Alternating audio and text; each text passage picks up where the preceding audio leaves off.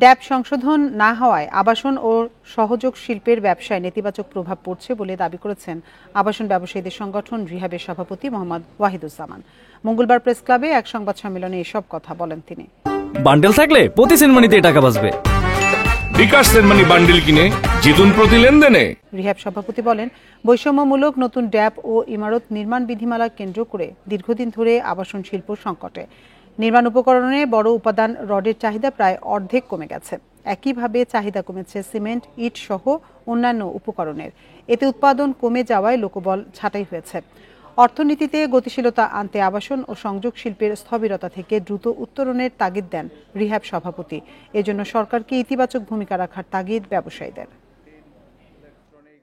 এবং অনলাইন মিডিয়ার সম্মান, কিন্তু তারপরেও পরিস্থিতির কোনো পরিবর্তন হয়নি, যার ফলে অনেকগুলো লিঙ্কেজ শিল্প প্রতিষ্ঠান তাদের পণ্যের উৎপাদন কমিয়ে দিয়েছেন।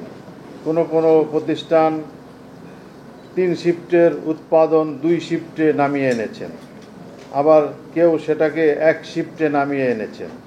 উৎপাদন কমানোর কারণে স্বাভাবিকভাবেই কর্মসংস্থান সংকুচিত হয়ে পড়েছে।